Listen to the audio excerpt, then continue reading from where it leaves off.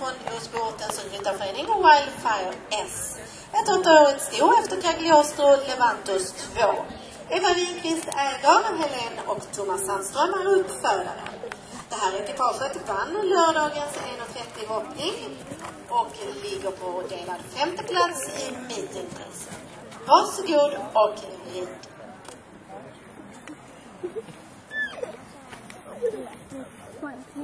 På mig mitt på hunden.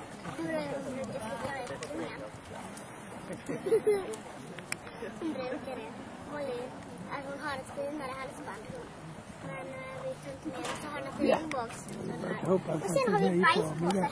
Lila bajspåsar. Molly. Oj, sant. Oj. Hon har med det helt ofta. Pappa.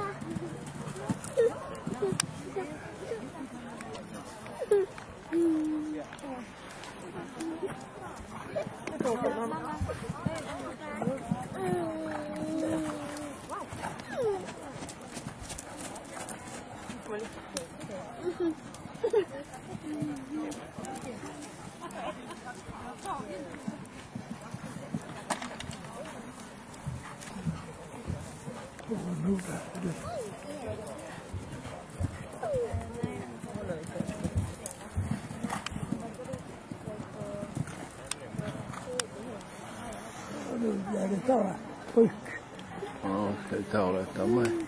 Åh! Jävlar.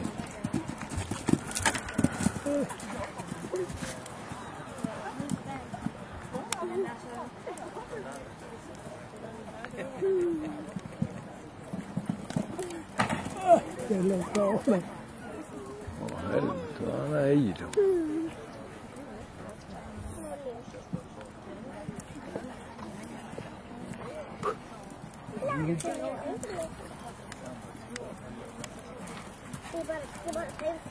Genbilda.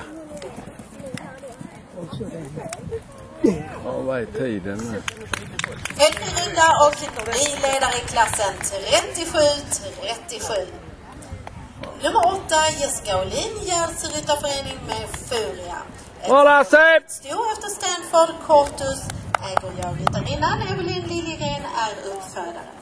Varsågod